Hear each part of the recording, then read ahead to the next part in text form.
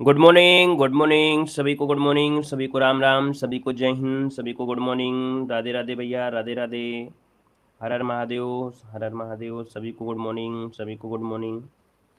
कैसे हैं आप सभी लोग? एक बार सभी लोग कमेंट कर दीजिए। उम्मीद है आप सभी लोग अच्छे होंगे, बेहतर होंगे, लाजवाब होंगे, स्वस्थ होंगे, मस्त होंगे, जबरदस्त होंगे। देखिए, पहला क्वेश्चन आपके सामने दिया गया है, कह रहे सिंधु घाटी के लोग किसकी पूजा करते थे। चलिए जवाब देना है, और बहुत ही बेहतर आपकी क्लास आज होने वाली है ना। आज की क्लास बहुत ही बेहतर होगी, बहुत ही जानदार आपके क्वेश्चन आपके हैं। तो दोस्तों यहाँ पर देखो दिया गया है कि सिंधु घाटी के लोग किसकी पूजा करते थे। तो दोस्तों वन का जो ऑप्शन आ रहा है यहाँ पर दोस्तों याद रखिए, ए नंबर आपके पशुपति जिसका ऑप्शन आ रहा है, ए नंबर बिल्कुल राइट हो जाएगा कि सिंधु घाटी के लोग मातृ देवी और रुद्र देवता या पशुपति जो आपके शिव थे उनकी पूजा करते थे, है ना। इसके अतिरिक्त देखा जाए तो पशु पूजा की भी प्रचलन इनके समय से था, जिसका साक्ष्य कालीबंगा से प्राप्त होता है। तो ऑप्शन दोस्तों जिसका आ रहा है ए नंबर बिल्कुल राइट हो जाएगा। और आगे बढ़ते क्वेश्चन आपसे दिया गया है कि सत्यमेव जयते शब्द कहाँ से लिया गया है। चलिए बताना है कि जो सत्यमेव जयते शब्द आपका है ये कहाँ से लिया गया है। दोस्तों आपका आंसर क्या हो जाएगा। बहुत ही लाजवाब क्वेश्चन है और हमेशा पूछा जाता है ना। ये जो क्वेश्चन आपका है हमेशा पूछा जाता है। और दोस्तों यहाँ पर देखिए 2 नंबर की अगर बात करते हैं तो दोस्तों ऑप्शन क्या हो जाएगा, ए नंबर है मुंडकोपनिषद जिसका ऑप्शन आ रहा है बिल्कुल राइट हो जाएगा। याद रखिए हमारे भारत का आदर्श वाक्य क्या है, सत्यमेव जयते है, जो कि लिया कहाँ से गया है, मुंडकोपनिषद से लिया गया है ना। और यहाँ पर आगे बढ़ते हैं, क्वेश्चन आपसे अगला पूछा गया है कि द्वितीय अशोक किसे कहा जाता है। चलिए बताना है कि द्वितीय अशोक किसे कहा जाता है। 3 का ऑप्शन देना है। और 3 का ऑप्शन की अगर बात करते हैं तो दोस्तों ऑप्शन क्या हो जाएगा, जल्दी से कमेंट करें सभी लोग। द्वितीय अशोक दोस्तों आपके ये हैं आपके कनिष्क, जो कि ऑप्शन बनेगा आपका बी नंबर है, यहाँ पर है राइट हो जाएगा। दोस्तों याद रखिएगा ये कनिष्क के राज दरबारी कभी आपके रहे हैं। यहाँ पर जो ऑप्शन है आपका बी नंबर है राइट हो जाएगा। नेक्स्ट क्वेश्चन को आते हैं। क्वेश्चन दिया गया है कि बाजार अधिनियम नीति किसके द्वारा लागू की गई थी। बाजार अधिनियम नीति किसके द्वारा लागू की गई थी। गुड मॉर्निंग सभी को, गुड मॉर्निंग सभी को, गुड मॉर्निंग सभी को, राम राम। देखिए यहाँ पर 4 नंबर की अगर बात करते हैं तो दोस्तों ऑप्शन में से क्या हो जाएगा, 4 नंबर का ऑप्शन डी। ये है भैया अलाउद्दीन खिलजी का नाम आपने सुना होगा कि जो अलाउद्दीन खिलजी था, है ना, ये अपने प्रमुख सैनिकों को रख रखाव के लिए भी रखता था, जिसका उद्देश्य था कम खर्च पर विशाल सेना एकत्रित किया जा सके। और कई प्रकार के यहाँ पर नियम भी लागू किया था, बाजार नियंत्रण भी शुरुआत की थी। Alauddin Khilji option D number है राइट हो जाएगा। नेक्स्ट क्वेश्चन को लाते हैं। क्वेश्चन दिया गया है कि महाभारत का फारसी में जो आपका अनुवाद है वो आपका शीर्षक पूछा गया है। महाभारत का फारसी में अनुवाद का शीर्षक पूछा गया है। आप बताइएगा कि क्वेश्चन नंबर 5 का ऑप्शन क्या हो जाएगा। बहुत ही लाजवाब क्वेश्चन है, बिल्कुल सिलेक्टेड क्वेश्चन आपका दिया गया है। 5 नंबर का ऑप्शन दोस्तों यहाँ पर देखिए रज्जनामा जिसका ऑप्शन आया है, यहाँ पर सी नंबर बिल्कुल राइट हो जाएगा। याद रखिए महाभारत के विभिन्न अंशों में दोस्तों फारसी का अनुवाद फैजी और अबुल फजल की निगरानी में मुस्लिम विद्वानों ने किया था। अब्दुल कादिर बादायनी थे, है ना। तो दोस्तों यहाँ पर किस नाम से, तो आपके रज्जनामा जिसका ऑप्शन आया इसी नंबर है राइट हो जाएगा। और आगे बढ़िए, क्वेश्चन दिया गया है मंगल पांडे कहाँ से जुड़े हुए हैं। दोस्तों बताना है मंगल पांडे जो थे वो कहाँ से जुड़े थे। यहाँ पर 6 का ऑप्शन क्या हो जाएगा। आप कहेंगे सर मंगल पांडे की अगर बात कर लेते हैं तो आपके 34वें इन्फैंट्री रेजिमेंट से आपके जुड़े थे, जो कि बैरकपुर छावनी में से। तो यहाँ पर दोस्तों ऑप्शन क्या हो जाएगा, यहाँ पर ऑप्शन दोस्तों जिसका आया है नंबर है बिल्कुल राइट आंसर हो जाएगा। याद रखिएगा ये बैरकपुर छावनी से आपके जुड़े हुए थे, ठीक है ना। चलिए यहाँ पर आगे बढ़िए। क्वेश्चन आपसे अगला पूछा गया है कि भारतीय स्वाधीनता आंदोलन का सरकारी इतिहासकार इनमें से कौन था। चलिए क्वेश्चन नंबर 7 का ऑप्शन लॉक करना है। कह रहा है स्वाधीनता, भारतीय स्वाधीनता आंदोलन का सरकारी इतिहासकार इनमें से कौन था। अब आप कहेंगे सर ऑप्शन जो आपका डी दिया गया है आपका एस.एन. सेन, कौन है, एस.एन. सेन जिसका ऑप्शन आ रहा है बिल्कुल राइट हो जाएगा, है ना, जो कि 1956 में भारतीय स्वाधीनता आंदोलन का इतिहास लिखने का दायित्व इन्हीं को सौंपा गया था दोस्तों, ठीक है ना। यहाँ पर आगे बढ़िए। क्वेश्चन आपसे अगला पूछा गया है कि प्राचीन स्मारक संरक्षण, क्या दिया है, प्राचीन स्मारक संरक्षण अधिनियम किस समय पारित किया गया था या किसके समय पारित हुआ था। चलिए बताना है कि प्राचीन स्मारक संरक्षण अधिनियम किसके समय पारित हुआ था। यहाँ पर दोस्तों 8 नंबर में। दोस्तों 8 नंबर की अगर बात करते हैं तो दोस्तों ऑप्शन क्या हो जाएगा, सी नंबर है, ये लॉर्ड कर्जन है दोस्तों, ऑप्शन सी हो जाएगा। लॉर्ड कर्जन ने दोस्तों आपके 1904 में, कब, 1904 में, जो कि ऑप्शन है यहाँ पर आपका सी नंबर है राइट हो जाएगा। सी नंबर आपका जवाब बिल्कुल सही है और बहुत ही लाजवाब आपका है, ऑप्शन बनेगा आपका सी नंबर। यहाँ पर आगे बढ़िए। क्वेश्चन आपसे अगला पूछा गया है और आपसे कह रहा है कि poverty and un-British rule in India नामक पुस्तक किसकी है। बहुत ही लाजवाब क्वेश्चन है, बताइएगा कि poverty and un-British rule in India नामक जो पुस्तक लिखा है वो किसने लिखा है। यह आपका 2021 में भी पूछी गई थी पुस्तक, 2022 में भी पूछी गई थी। तो ये पुस्तक आपकी बहुत ही लाजवाब है, तो भूलना नहीं है आप लोगों को, है ना। यहाँ पर दोस्तों आपका जो आंसर है लगभग सभी का आ भी चुका है। ऑप्शन बनेगा आपका डी नंबर है, दादा भाई नौरोजी, जिन्हें भारत का ग्रैंड ओल्ड मैन के नाम से भी जाना जाता है। ऑप्शन राइट हो जाएगा आपका, डी नंबर हो जाएगा। ठीक है, क्वेश्चन आपसे कह रहा है, क्या दिया है कि सिख राज्य का अंतिम शासक कौन था। चलिए, वेरी गुड, बहुत अच्छे दोस्तों। दिया गया सिख राज्य का अंतिम शासक पूछा गया है, 10 नंबर। देखिए बहुत ही लाजवाब क्वेश्चन है दोस्तों। ये थे आपके दिलीप सिंह। कौन, ऑप्शन दोस्तों जिसका आ रहा है डी नंबर, दिलीप सिंह आपको जवाब देना है। दिलीप सिंह ये आपके अंतिम शासक थे दोस्तों, याद रखिएगा, ठीक है ना। और ये रणजीत सिंह के सबसे छोटे पुत्र आपके थे, ठीक है। यहाँ पर आगे बढ़िए, क्वेश्चन आपसे अगला पूछा गया है कि पीत क्रांति किसका संबंध है। पीली क्रांति जिसे बोलते हैं पीत क्रांति, और पीत क्रांति का संबंध होता है आपके किससे, जल्दी से आप बताइए।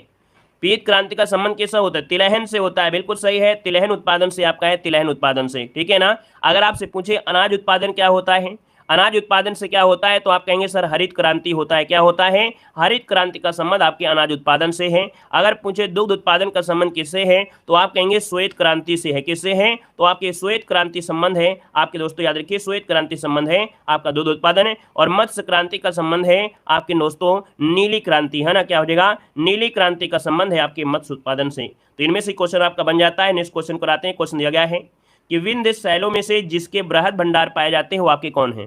अर्थात जो विंध्य की चट्टानें हैं, परतदार चट्टानें हैं, जिनका निर्माण देखा जाए जल निक्षेपों द्वारा हुआ है, तो इनमें से जो आप पाया जाता है, क्या पाया जाता है, तो भैया जब देखा जाए कि ये निक्षेप द्वारा हुआ है, परतदार हुआ है, तो परतदार हुआ है तो इसका मतलब ये है कि इनमें आपका दोस्तों जैसे चूना पत्थर हो गया, है ना, चूना पत्थर हो गया, बलुआ पत्थर हो गया, चीनी मिट्टी हो गया, है ना, इस प्रकार की चीजें यहाँ पर देखने को मिलती हैं। तो ऑप्शन दोस्तों आपका ए नंबर है, राइट हो जाएगा। ए नंबर आपका इसका आंसर बनेगा दोस्तों, याद रखिएगा, ठीक है ना। चलिए आगे बढ़िए। क्वेश्चन आपसे अगला पूछा गया है, कह रहे सर्वोत्तम किस का संगमरमर कहाँ पाया जाता है। मतलब यहाँ पर दिया है सर्वोत्तम किस्म का जो आपका कोयला होता है, सबसे जो अच्छा कोयला, सबसे अच्छा संगमरमर, माफ करिए, सबसे अच्छा जो संगमरमर होता है ये कहाँ पाया जाता है। तो सबसे अच्छा संगमरमर है दोस्तों, याद रखिएगा, एक झील आपने सुना होगा, सांभर झील।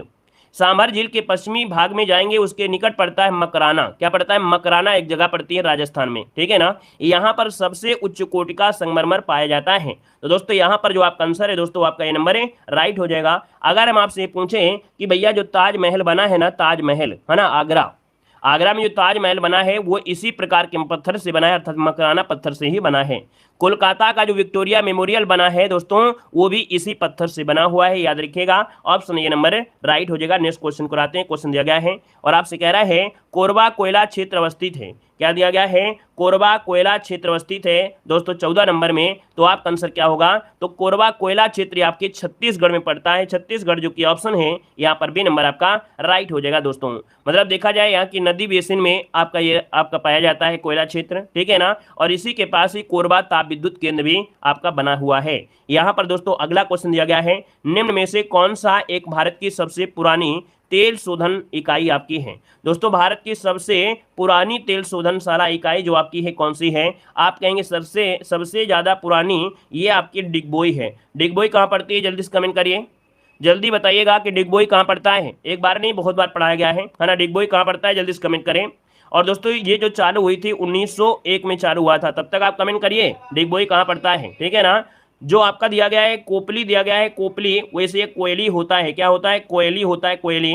कोयली आपके गुजरात में 1965 में, हल्दिया पश्चिम बंगाल में 1975 में, और मथुरा उत्तर प्रदेश में 1982 में। तो बिल्कुल सही जवाब देखिए आप सभी का आ गया है। जो आपका डिगबोई आपके असम में पड़ता है, ये सबसे पहले चालू हुआ था 1901, इसका आंसर है राइट हो जाएगा। यहाँ पर आगे बढ़िए। क्वेश्चन दिया गया है कि भारत में सबसे पहले किसने राष्ट्रीय आय का अनुमान लगाया था। राष्ट्रीय आय का अनुमान लगाया दोस्तों किसने लगाया, आप कहेंगे सर देखा जाए तो सबसे पहले 1876 में। कब, 1876 में सबसे पहले दादा भाई नौरोजी, जो कि ब्रिटिश कालीन भारत के एक पारसी, है ना, बुद्धिजीवी और शिक्षा शास्त्री माने जाते थे, कपास के व्यापारी भी आपके थे, है ना। इन्हें भारत का कह सकते हैं वयोवृद्ध या ओल्ड मैन भी जाना जाता है।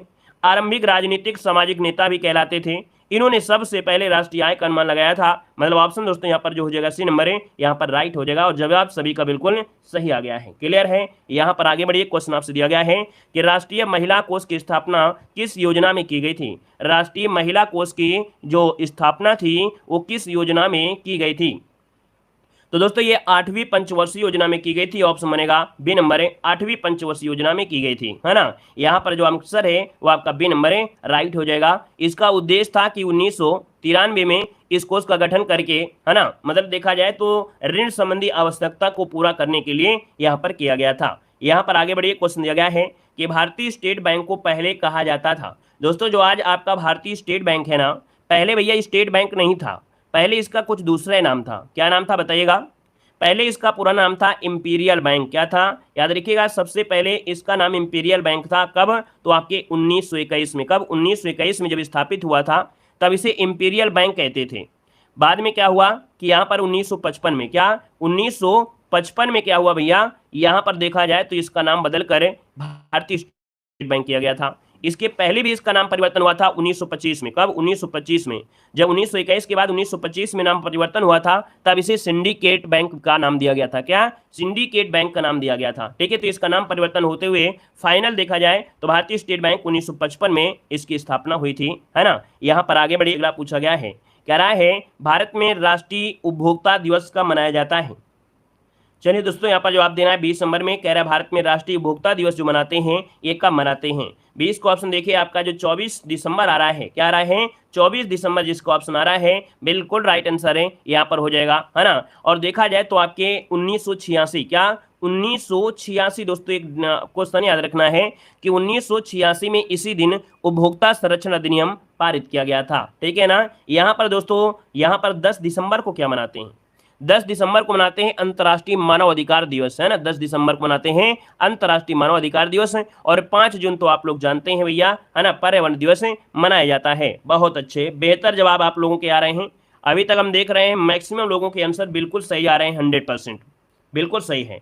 देखिए, राष्ट्रपति को अध्यादेश जारी करने की शक्ति किस अधिनियम के द्वारा दी गई है।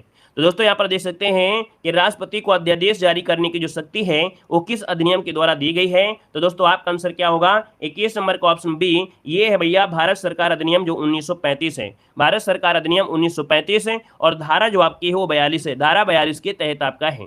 तो आपका जो ऑप्शन है बी नंबर है बिल्कुल सही जवाब हो जाएगा। और आगे बढ़िए, क्वेश्चन आपसे दिया गया है, नए राज्य के गठन की शक्ति किसमें निहित होती है। दोस्तों अगर आपको नया राज्य गठन करना है तो ये जो शक्तियां हैं वो किसके पास होंगी। दोस्तों आपका आंसर में से क्या बनेगा, यहाँ पर जवाब देना है। दोस्तों आप कहेंगे नए राज्य का अगर गठन करना है तो भैया याद रखिए, नए राज्य के गठन के लिए एक पॉइंट आपको याद रखना है। यहाँ पर आंसर अनुच्छेद जो 3 है, क्या अनुच्छेद 3 में, अनुच्छेद 3 के अंतर्गत संसद को यह शक्ति प्रदान है कि वह नए राज्य का निर्माण कर सकता है या वर्तमान राज्यों की सीमाओं में नाम परिवर्तन कर सकता है। तो ये जो ऑप्शन है आपके कौन है? संसद। यहाँ पर जिसका ऑप्शन आ रहा है बिल्कुल आपका आंसर है राइट हो जाएगा। दोस्तों क्लियर है, आपका सभी का जवाब बिल्कुल सही है। यहाँ पर आइए, क्वेश्चन नंबर आपका अगला दिया गया है कि उच्चतम न्यायालय के अनुसार, क्या दिया है? उच्चतम न्यायालय के अनुसार निजी भवनों के ऊपर राष्ट्रीय ध्वज को फहराना संविधान के किस अनुच्छेद के अंतर्गत सम्मिलित किया गया है। पर दोस्तों देखिए 23 नंबर का जो ऑप्शन आ गया है वो आपका बी नंबर है, अनुच्छेद 19 के फर्स्ट के का में जिसका भी ऑप्शन आया है बिल्कुल राइट आंसर है, यहाँ पर हो जाएगा। दोस्तों यहाँ पर आगे बढ़िए, क्वेश्चन आपसे दिया गया है कि भारतीय संविधान के किस अनुच्छेद में समान न्याय एवं निःशुल्क विधिक सहायता की बात की गई है। चलिए बताइएगा आंसर में से क्या हो जाएगा। कह रहा आपसे कि भारतीय संविधान के किस अनुच्छेद में सामान्य न्याय और निःशुल्क विधिक सहायता की बात की गई है। दोस्तों यहाँ पर आंसर क्या हो जाएगा। आप कहेंगे सर 24 नंबर की अगर हम बात करते हैं तो आप सभी का जवाब बिल्कुल सही आया है। यह है दोस्तों आपका कौन? अनुच्छेद 39 के का, इसमें सामान्य न्याय और निःशुल्क विधिक सहायता मिलेगी। यह ऑप्शन राइट आपका यहाँ पर अनुच्छेद 19 का 39 का इसका आंसर है राइट हो जाएगा। ठीक है ना। यहाँ पर दोस्तों आगे बढ़िए, क्वेश्चन आपसे दिया गया है कि लोकसभा में किसी विधेयक को धन विधेयक के रूप में कौन प्रमाणित कर सकता है। मतलब कोई विधेयक धन विधेयक है या नहीं, इसकी मतलब प्रमाण जो कर सकता है, प्रमाणित कर सकता है, वो कौन कर सकता है। देखिए 25 नंबर में जवाब लगभग सबका पहले से आ गया है, सबका इंतजार था, आंसर बिल्कुल सही है। आप सभी का जवाब लोकसभा का जो अध्यक्ष होता है दोस्तों याद रखिएगा। ठीक है ना। चलिए यहाँ पर दोस्तों आगे बढ़िए, क्वेश्चन आपसे अगला पूछा गया है कि पेंसिल की नोक बनाने में किसका उपयोग किया जाता है। दोस्तों पेंसिल की नोक बनाने में आपसे कह रहा है तो भैया आप कहेंगे पेंसिल की नोक बनाने में या पेंसिल के भीतर जो बना होता है वो ग्रेफाइट होता है, ग्रेफाइट, है ना। यहाँ पर दोस्तों जो 26 नंबर आपका दिया गया है वो ऑप्शन क्या हो जाएगा, यहाँ पर बी नंबर आपका हो जाएगा, ग्रेफाइट हो जाएगा। यहाँ पर दिया है जल से हल्का होता है, कह रहा है जल से भी हल्का होता है। भाई बताइए कौन सी चीज जल से हल्का होता है। तो भैया ये जो सोडियम होता है ना, सोडियम जो कि ऑप्शन बी दिया गया है, ये जो सोडियम है ना ये जल से हल्का होता है, इसलिए ये जल में तैरता रहता है ना। और सोडियम जल में क्या होता है, त्वरित अभिक्रिया करता है, तो यहाँ पर दोस्तों H2 गैस बन जाती है। यहाँ पर आंसर आपका बी नंबर है, राइट हो जाएगा। यहाँ पर आगे बढ़िए, क्वेश्चन दिया गया है किस रेडियोधर्मी तत्व के भारत में विशाल भंडार आपके पाए गए हैं। दोस्तों यहाँ पर देखिए 28 नंबर में कि भारत में विशाल भंडार आपके हैं, दोस्तों याद रखिएगा ये संसार में सबसे पहले पर है। दोस्तों याद रखिए यहाँ पर जो आपका थोरियम है ना, थोरियम जो ऑप्शन दिया गया है ए नंबर इसका राइट हो जाएगा, याद रखिए ए नंबर बनेगा। अगर आपसे पूछे यूरेनियम आपके भारत में है ना, तो यूरेनियम का उत्पादक देश आपका कजाकिस्तान रहता है सबसे ज्यादा। और अगर आपसे पूछे उत्तर प्रदेश में कौन है, तो ललितपुर में यूरेनियम मिल जाता है। यहाँ पर आगे बढ़िए, क्वेश्चन दिया गया है कि विटामिन से कितनी कैलोरी ऊर्जा मिलती है। विटामिन से दोस्तों आपको ऊर्जा जो मिलती है कैलोरी वो कितनी मिलती है, बताइएगा, कोई जवाब दे सकता है कि विटामिन से आपको कितनी ऊर्जा मिलती है। विटामिन से जो ऊर्जा मिलती है वो कितनी मिलती है, 100 कैलोरी, 90 कैलोरी, 0 कैलोरी या 500 कैलोरी। तो याद रखिएगा कि विटामिन से आपको ऊर्जा नहीं मिलती है, विटामिन से आपको दोस्तों याद रखिएगा कैलोरी नहीं मिलती है, 0 कैलोरी होती है, याद रखिए 0 कैलोरी, अर्थात विटामिन से कोई ऊर्जा आपको नहीं मिलेगी दोस्तों, याद रखिएगा, ठीक है ना। यह आपकी बॉडी की मरम्मत के लिए होते हैं। यहाँ पर आगे बढ़िए, क्वेश्चन दिया गया है कह रहे क्लोरोफार्म का प्रयोग किस रूप में किया जाता है। क्लोरोफार्म का जो प्रयोग होता है वो किस रूप में किया जाता है, यहाँ पर जवाब देना है। दोस्तों वीडियो को भी लाइक शेयर करने का ध्यान दिया करें, है ना, जितने लोग यहाँ पर जुड़ते जाते हैं, है ना, लाइक शेयर नहीं किए हैं तो बोले भाई वीडियो को लाइक शेयर का भी ध्यान दिया करें, ठीक है, सभी लोग वीडियो को ध्यान दिया करें, लाइक शेयर भी करते चले सभी लोग, ऑफलाइन हो तो ऑफलाइन, ऑनलाइन हो तो ऑनलाइन। दोस्तों 30 नंबर का ऑप्शन लॉक कर दें। यहाँ पर दोस्तों जो आपका दिया है क्लोरोफार्म का प्रयोग होता है निश्चेतक, मतलब होता है बेहोश करने में, क्या होता है, बेहोश करने में होता है दोस्तों, याद रखिएगा। ये जो आपका कह सकते हैं पीड़ाहारी है, पीड़ाहारी, पैरासीटामोल जानते हो ना, पैरासीटामोल ये दर्द के लिए प्रयोग किया जाता है। कुनाइन तो आप लोग जानते हैं मलेरिया रोधी, मलेरिया रोधी जो आपका होता है ये दोस्तों होता है दोस्तों कुनाइन से प्राप्त होता है। और पेंसिलिन जो होता है वो प्रतिजैविक होता है। यहाँ पर दोस्तों अगला क्वेश्चन दिया गया है कि अंगना और अंगना जो कि श्रम सूत्र युग्म में से कौन सा आपका सही होगा।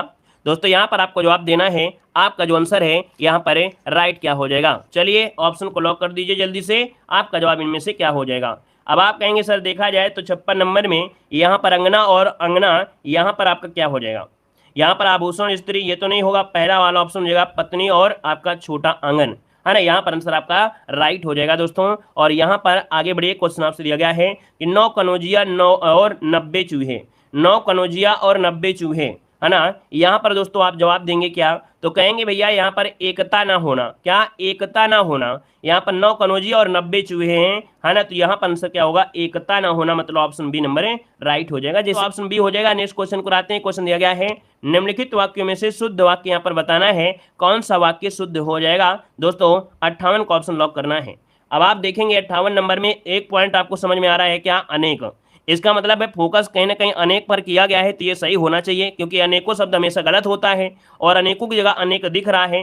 श्री कृष्ण के अनेक नाम हैं, यही आंसर हो जाएगा। अगर हम ऑप्शन को नहीं पढ़ेंगे, है ना, यहाँ पर आंसर आपका भी नंबर राइट हो जाएगा। यहाँ पर आगे बढ़िए, क्वेश्चन दिया गया है कि रामधारी सिंह दिनकर को किस रचना के लिए ज्ञानपीठ पुरस्कार मिला था। दोस्तों बताना है कि ज्ञानपीठ पुरस्कार जो मिला था वो किस रचना के लिए मिला था, आपका आंसर में से क्या हो जाएगा। आप कहेंगे सर यहाँ पर जो आपका उर्वशी दिया गया है, क्या दिया गया है, उर्वशी, जिसका भी ऑप्शन आ रहा है बिल्कुल राइट आंसर है, यहाँ पर हो जाएगा दोस्तों, याद रखिएगा, है ना। वहीं पर अगर आपसे पूछे कि सर कुरुक्षेत्र को, तो कुरुक्षेत्र जो आपका है उनको संस्कृत के 4 अध्याय और रसमती रामधारी सिंह दिनकर को और भी रचनाओं के लिए इनको पुरस्कार मिला है। आगे बढ़िए, क्वेश्चन दिया गया है निम्नलिखित शब्दों में से अच्छत का विलोम क्या होता है। आप कहेंगे सर अच्छत का विलोम इनमें से जो बनेगा इनमें से क्या हो जाएगा, 60 नंबर का ऑप्शन लॉक करिएगा। तो अच्छत का मतलब होता है दोस्तों यहाँ पर विलोम, वो होता है विच्छत, क्या होता है, विच्छत होता है, याद रखिएगा। यहाँ पर अच्छति का यहाँ पर क्या होता है, विच्छत हो जाता है। अगर क्षति होता तो लाभ हो जाता और पूर्ण का अपूर्ण हो जाता। यहाँ पर आगे बढ़ते हैं। क्वेश्चन आपसे दिया गया है कि भारतीय संविधान के अनुसार संपत्ति का अधिकार जो आपका है कैसा अधिकार है।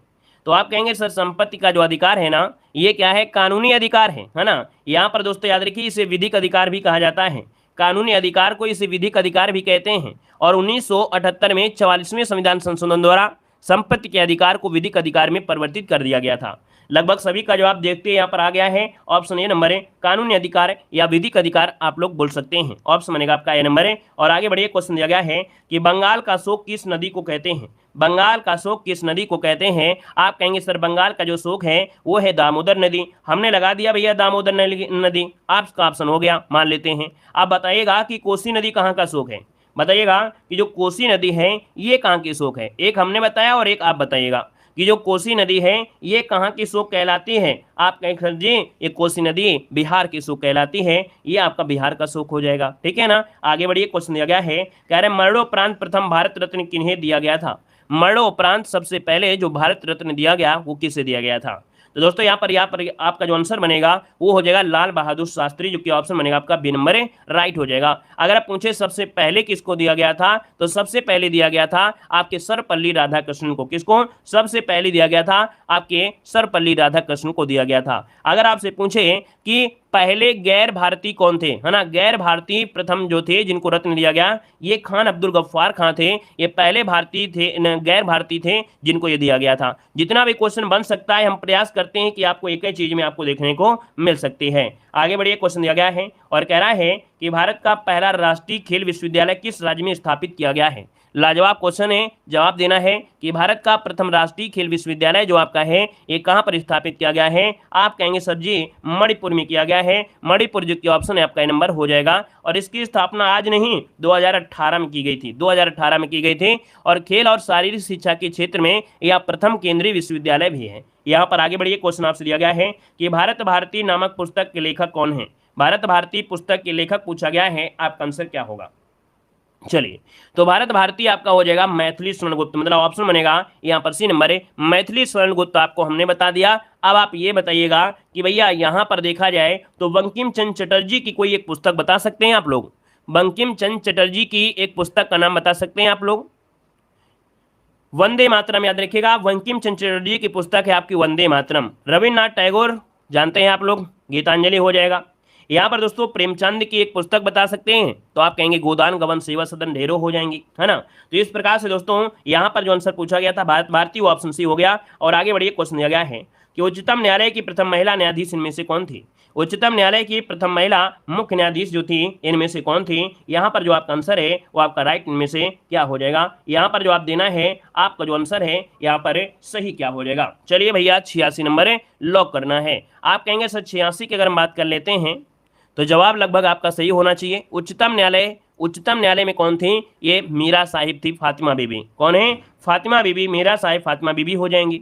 अगर पूछे हाई कोर्ट की आपकी कौन, तो हाई कोर्ट की कौन थी, तो आपकी लीला सेठ थी। दोस्तों याद रखिए हाई कोर्ट की जो थी वो आपकी लीला सेठ थी। अगर हम आपसे पूछें कि देश की प्रथम महिला सत्र न्यायाधीश, देश की प्रथम महिला सत्र न्यायाधीश जो बनी थी वो आपकी आना चांडी बनी थी, याद रखिएगा। यहाँ पर आगे बढ़िए, क्वेश्चन आपसे दिया गया है कि अंकारा की राजधानी है, क्या दिया है, कह रहा है अंकारा की राजधानी है। ये बताइएगा जो अंकारा की राजधानी है ये आपकी बताइए कहाँ की है, 87 नंबर में। अंकारा ये तुर्की की राजधानी है, कहाँ की है, तुर्की की राजधानी। ऑप्शन डी हो जाएगा, तुर्की की राजधानी है। अगर पूछे आपसे कि सर ये बताइएगा कि तुर्की की मुद्रा क्या है, तुर्की की मुद्रा क्या है, तो तुर्की की मुद्रा है लीरा। क्या है, लीरा है दोस्तों, याद रखिए लीरा हो जाएगा, ठीक है ना, लीरा हो जाएगा, ठीक है ना। और यहाँ पर आगे बढ़ते हैं, क्वेश्चन आपसे दिया गया है कि भारतीय कैंसर अनुसंधान कहाँ पर है। भारतीय कैंसर अनुसंधान बताना है, आपका जवाब क्या हो जाएगा। बिल्कुल चुने हुए प्रश्न आपके हैं, है ना, सिलेबस में आपको दिए गए हैं, बेहतर तरीके के हैं दोस्तों। यहाँ पर डेली आपको क्लास लेना है विधिवत तरीके से, है ना। यहाँ पर दोस्तों भारतीय कैंसर अनुसंधान आपको मुंबई में मिलेगा, ऑप्शन आपका बी हो जाएगा। अगर पूछे भैया कि देहरादून में क्या है, जो कि बहुत पूछा जाता है, तो देहरादून में है क्या, वन अनुसंधान। क्या है, वन अनुसंधान आपके देहरादून में है। लखनऊ में तो बहुत चीजें मिल जाएंगी, वनस्पति अनुसंधान मिल जाएगा, विष अनुसंधान मिल जाएगा, है ना। और आपके अहमदाबाद में वस्त्र अनुसंधान है, क्या, अहमदाबाद में वस्त्र अनुसंधान है। आगे बढ़िए, क्वेश्चन दिया गया है निम्नलिखित में से कौन सा देश आधुनिक लोकतंत्र की स्थापना करने वाला पहला देश है। आधुनिक लोकतंत्र की स्थापना करने वाला पहला देश है दोस्तों, यहां पर आंसर कौन है, जवाब देना है लेकिन सोच समझ के देना है। चलिए, तो दोस्तों यहाँ पर देखिए आपका जो आंसर हो जाएगा अमेरिका। क्या हो जाएगा, अमेरिका। जो ऑप्शन दिया गया है सी नंबर है, अमेरिका ये आधुनिक लोकतंत्र की स्थापना करने वाला पहला देश आपका है, याद रखिएगा, ठीक है ना। यहां पर आगे बढ़िए, क्वेश्चन दिया गया है कि राज्य की वास्तविक कार्यपालिका शक्तियों का प्रयोग किसके द्वारा किया जाता है। दोस्तों बताना है कि राज्य की वास्तविक कार्यपालिका शक्तियों का प्रयोग जो होता है वो किसके द्वारा किया जाता है। वास्तविक लगा दिया है, और जब आपके वास्तविक लगा दिया जाए तब आपको जवाब क्या देना है, जल्दी से कमेंट करें। यहां पर बताइए क्या आंसर हो जाएगा। आप कहेंगे सर 90 का ऑप्शन यहाँ पर बी हो जाएगा या मुख्यमंत्री हो जाएगा, क्या बनेगा। शक्ति राज्यपाल में निहित होती है, लेकिन वास्तविक लगा दिया जाए, है ना, क्या वास्तविक लगा दिया जाए तो आपके मुख्यमंत्री आंसर आपका ये नंबर है राइट हो जाएगा, याद रखिएगा, मुख्यमंत्री वास्तविक होता है, याद रखिएगा, ठीक है ना। चलिए यहां पर आगे बढ़िए, क्वेश्चन आपसे अगला पूछा गया है, पॉइंट की ओर पॉइंट आपसे अगला दिया गया है, थोड़ा सा आपको ध्यान देना है ना, क्योंकि आप लोग थक जाते हैं ना टाइपिंग करते करते, और जब टाइपिंग करते करते थक जाते हैं थोड़ा सा क्या मिलता है आपको, आराम दे देते हैं। अब थोड़ा सा आपको आराम मिलेगी, है ना। बस तब तक आप लोगों ने वीडियो को लाइक नहीं किया है, तो जितने लोग यहाँ पर नहीं लाइक किए हैं तो वो लोग लाइक करते रहिए, और दूसरे लोग यहाँ पर ध्यान से सुनते रहिएगा। देखो यहाँ पर आपसे कह रहा है कि कुछ उपाधियां दी गई हैं, है ना, जो कि सबसे चुनी हुई उपाधियां हैं। जैसे कि भैया छत्रपति की उपाधि आपके शिवाजी को है।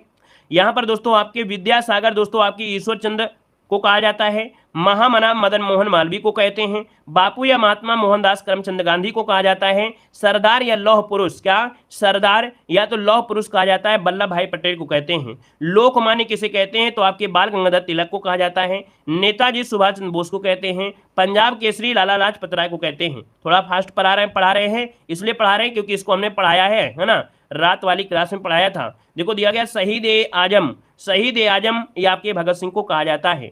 गुरुदेव कहा जाता है रविन्द्रनाथ ठाकुर को कहा जाता है। देश बंधु कहा जाता है चित्तरंजन दास को कहते हैं। दीन बंधु कहते हैं C.F. एंड्रूज को दीनबंधु कहा जाता है। नेक्स्ट क्वेश्चन दिया है सीमांत गांधी किसे कहते हैं। आप कहेंगे सर सीमांत गांधी खान अब्दुल गफ्फार का को कहते हैं। चाचा जो कहा जाता है पंडित जवाहरलाल नेहरू को चाचा कहा जाता है। बाबा साहब भीमराव अम्बेडकर कहते हैं। भारत कोकिला दोस्तों आपके सरोजिनी नायडू कहते हैं, है ना। यहाँ पर शांति पुरुष कहा जाता है आपके लाल बहादुर शास्त्री को, और मिसाइल मैन की संज्ञा दी जाती है आपके APJ अब्दुल कलाम को। हॉकी का जादूगर कहा जाता है मेजर ध्यानचंद को, और उन्नन पड़ी कहा जाता है PT उषा को। मतलब ये सिर्फ वो को हमने पॉइंट पढ़ाया है जो कि आपके चुने हुए आपके हैं, है ना। वैसे बहुत चीजें हैं लेकिन ये बिल्कुल चुने हैं, ज्यादा से ज्यादा आपको यहीं से पूछ लेता है, याद रखिएगा। एक क्वेश्चन और आपका है स्वर कोकिला किसे कहते हैं। आप लोग जवाब दीजिएगा कि स्वर कोकिला किसे कहते हैं, और स्वर कोकिला चौराहा उत्तर प्रदेश के कहां पर बनाया गया है। स्वर कोकिला चौराहा भी एक आपका है ना, इनका चौराहा बना है, कहां बना है आप लोग जरूर कमेंट करिएगा। यहाँ पर आगे आइएगा प्रमुख वास्तुकार। देखिए यहाँ पर जो भगवान राम मंदिर है ना, राम मंदिर के वास्तुकार कौन से हैं। तो राम मंदिर के वास्तुकार दोस्तों याद रखिएगा कि राम मंदिर के जो वास्तुकार हैं वो कौन हैं, तो ये आपके हैं चंद्रकांता सोमपुरा। कौन है, चंद्रकांत सोमपुरा हैं। दिल्ली का जो लोटस मंदिर है इसका बनाया है किसने, तो फरीबोर्ज साहबा ने बनाया है, अर्थात इसका वास्तु या डिजाइन किया है। स्टैच्यू ऑफ यूनिटी जो आपकी वास्तुकार हैं वो राम वी सुतार हैं। कौन है, राम वी सुतार हैं। राष्ट्रीय ध्वज जो आपका है, राष्ट्रीय ध्वज का डिजाइन किया था किसने, तो राष्ट्रीय ध्वज का डिजाइन किया था पिंगली वेंकैया ने किया था।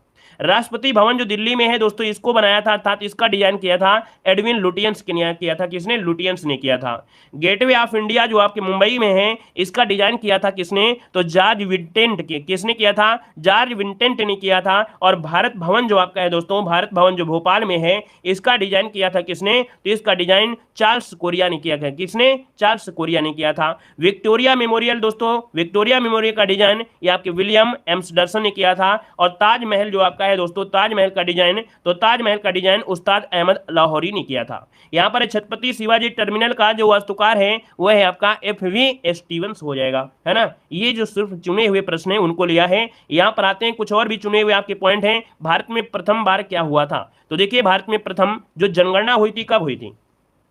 भारत में प्रथम जनगणना हुई थी आपके दोस्तों याद रखिएगा 1972 ईस्वी में। अगर पूछे नियमित जनगणना जो हुई थी, नियमित जनगणना शुरुआत हुई थी आपके 1881 से शुरुआत हुई थी। विश्वविद्यालय दोस्तों याद रखिए नालंदा विश्वविद्यालय है। प्रथम समाचार पत्र दोस्तों, भारत का प्रथम समाचार पत्र कौन सा है, आप कहेंगे सर बंगाल गजट है। क्या है, बंगाल गजट है। हिंदी का प्रथम समाचार पत्र कौन सा है, तो आप कहेंगे सर हिंदी का प्रथम समाचार पत्र है उदंत मार्तंड है। कौन है, उदंत मार्तंड हो जाएगा, जो कि पंडित जुगल किशोरी जो कि कानपुर के इसके प्रकाशक है, कलकत्ता से होता था। यहाँ पर दिया है अंतर्राष्ट्रीय दूर सेवा। अंतर्राष्ट्रीय दूर सेवा 1951 में बंबई से लंदन से शुरुआत हुई थी। अगला है नेशनल पार्क, और नेशनल पार्क जो आपका है भारत का, ये सबसे पहले है आपका जिम कार्बेट जो कि 1936 में है। पहले हेनली पार्क के नाम से जानते थे। यहाँ पर दिया है प्रथम एक्सप्रेसवे। प्रथम एक्सप्रेसवे भारत का ये मुंबई पुणे एक्सप्रेसवे है, याद रखिएगा। प्रथम एयरलाइन की पूछता है कि भारत का प्रथम एयरलाइन कौन है, तो भारत का प्रथम एयरलाइन है इंपीरियल एयरवेज, ठीक है, इंपीरियल एयरवेज हो जाएगा। प्रथम चंद्र अभियान, ये चंद्रयान था दोस्तों, याद रखिए 2018 में और 2008 में प्रथम चंद्र मिशन अभियान भेजा गया था। अगला है प्रथम सैन्य समाचार उपग्रह, दोस्तों दिया गया है प्रथम सैन्य समाचार जो आपका दिया गया है ना, प्रथम सैन्य समाचार उपग्रह है GSAT-7 आपका है, आंसर दिख रहे हैं। चलिए यहां पर देखो दिया गया है प्रथम मंगल मिशन, मंगलयान हो जाएगा 2013 में। प्रथम जल विद्युत परियोजना दोस्तों याद रखिए शिव समुद्रम जल विद्युत परियोजना है, कावेरी नदी में आपकी थी। सीएनजी चलित प्रथम रेलगाड़ी कौन थी, सीएनजी से दोस्तों रेवाड़ी से रोहतक के लिए चलाई गई थी, सीएनजी से यह रेलगाड़ी थी दोस्तों, याद रखिएगा। यहाँ पर 100% साक्षरता प्राप्त करने वाला जिला कौन सा है, तो आपका ये है आपका केरल हो जाएगा। कौन हो जाएगा, केरल हो जाएगा दोस्तों, याद रखिएगा। यहाँ पर दोस्तों कुछ पीएच मान भी दिए गए हैं, तो उन पीएच मान को देखना है। यहाँ पर देखिए पीएच मान में जल का पीएच मान कितना होता है, आप कहेंगे सर जल का पीएच मान होता है कितना, 7 होता है, 7 होता है। मिट्टी का भी पीएच मान 7 होता है, नॉर्मल की अगर बात करते हैं, ठीक है ना। यहाँ पर दूध का पीएच मान कितना होता है, तो दूध का पीएच मान कितना होता है, 6.4 होता है, और कहीं कहीं आपको 6.6 भी आपको मिलेगा। मानव रक्त का पीएच मान कितना होता है, तो भैया 7.4 होता है। हमने बताया था कि रक्त दिया है ना, आंखों के आंसू दो प्रकार के होते हैं, एक दिखावटी होते हैं और एक बनावटी होते, मतलब एक सच्चे होते हैं। तो हमने कहा कि आंखों के आंसू कैसे आ रहे हैं, सच्चे आंसू आ रहे हैं, अर्थात 7 से 7 और 4 से 4, तो 7.4 हो गया। रक्त का पीएच मान हो गया 7.4 हो गया। यहां पर आगे बढ़िए, क्वेश्चन दिया गया है केला का पीएच मान, तो आपका 4.5 से 5.2 होता है। टमाटर का होता है दोस्तों कितना, तो 4.5 होता है। नींबू का पीएच मान कितना होता है, तो नींबू का पीएच मान याद रखिए क्योंकि इसका पूछा जाता है 2.4 कितना, 2.4 होता है, याद रखिएगा 2.4 होता है नींबू का पीएच मान, ये भी पूछा गया है। यहाँ पर मक्खन का होता है 6.1 से 6.4 होता है। शराब का होता है 2.8 होता है, ठीक है। मानव मूत्र का पीएच मान होता है 4.8 से 8.4 होता है, लेकिन मगर एवरेज में देखा जाए तो आपका 6 होता है। और समुद्र जल का होता है कितना, तो आपका 8.5 तक होता है। तो भैया ये कुछ आपके जरूरी आपके जो पॉइंट थे वो हमने पढ़ा दिया है। धन्यवाद सभी को, जय हिंद, वंदे मातरम।